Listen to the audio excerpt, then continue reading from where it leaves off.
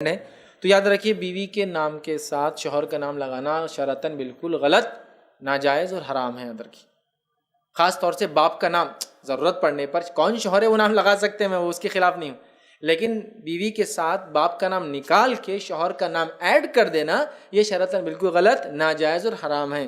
نبی اکرم صلی اللہ علیہ وسلم نے کہا کہ وہ شخص جنت میں کبھی داخل نہیں ہوگا جو اپنی نسب کو بدلے، ہے نا۔ اور ہمارے پاس کیا ہوتا ہے، سمجھ لیجیے میں نے شادی کر لیا تو میری بیوی اب کیا ہو گئی، مسز سید، ارے لیکن اس کا سرنیم دوسرا ہے۔ اگر ایک ہی ہم سرنیم ہو تو ایک الگ بات ہے، وہ سید کیسے ہو سکتی ہے، سمجھے؟ یہ غیر مسلموں میں ایک طریقہ تھا، لیکن ماڈرن ایج میں اب یہ بات طے ہو چکی، گورنمنٹ بھی اس کو اب لکھ رہی ہے کہ اگر عورت شادی شدہ بھی ہے تو شوہر کا نام نہ لکھے، باپ کا نام لکھے۔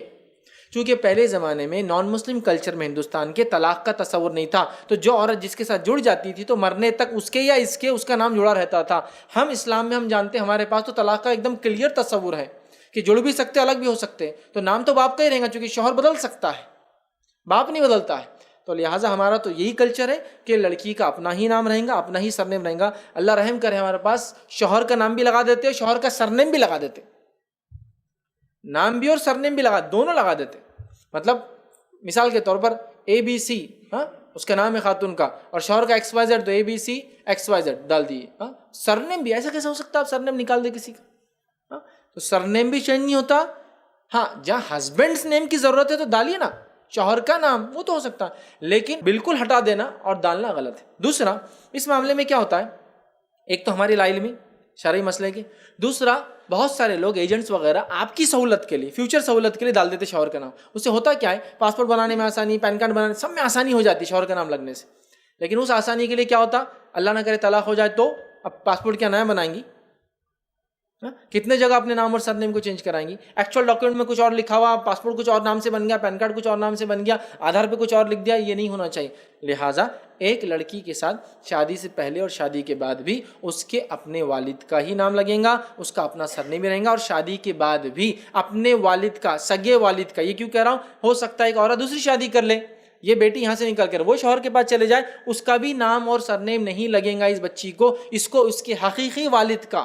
مثال کے طور پہ حقیقی والد خان صاحب تھے، بعد میں شادی ہو گئی سید صاحب سے، تو اب نام خان ہی ہوگا، اس کا سید نہیں لیں گے۔ بہت سے لوگ کرتے ہیں، بچی ان کی کفالت میں گئی، بولتے وہ باپ نے پالا، ایسا کیسا لکھیں گے، شادی میں لکھ دیے۔ پھر اب وہ مسئلہ چالو ہوتا ہے، ایک تماشا، بچی کا والد کوئی اور، وہاں لکھا ہوا نام کوئی اور، چونکہ والدہ کے شوہر تھے وہ، نہیں لکھا جائے گا۔ یاد رکھیے کفالت کی وجہ سے سرنیم اور نام نہیں بدلتا باپ کا، شادی کی وجہ سے سرنیم اور نام نہیں بدلتا۔ یاد رکھیے کسی عورت بچی کے یتیم کو پالنے سے آپ اس کو اپنا نام اور سرنیم نہیں دے سکتے۔ یاد رکھیے اس کے حقیقی والد کا نام ہی اس کے ساتھ جڑا ہوا رہے گا، یاد رکھیے، اور وہی سرنیم۔ تو لہٰذا شادی کے بعد عورت نہ اپنا سرنیم چینج کر سکتی ہے، نہ اپنا نام چینج کر سکتی ہے، یہ جائز نہیں بلکہ حرام ہے، اور بہت سخت وعیدیں ہیں اپنے خاندان کے نام کو بدلنے کی، بہت سخت، جنت سے محرومی کی وعیدیں ہیں جو اپنے خاندان کا نام بدلے، اپنے نسب کا نام بدلے، یا کوئی غلام اپنے آقا کا نام بدلے، اس کو ہمیشہ کی جہنم کی وعیدیں ہیں، ٹھیک ہے۔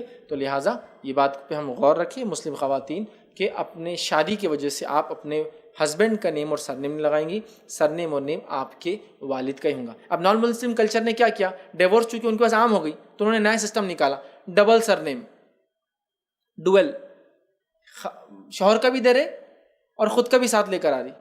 سمجھ رہے آپ کیوں کر رہے ڈویل؟ طلاق ہو گئی تو وہ سیکنڈ والا نکال دے رہے، فرسٹ والا رہنے دے رہے جو اپنا ہے، سمجھے آپ؟ یہ وہ کیوں کر رہے ہیں؟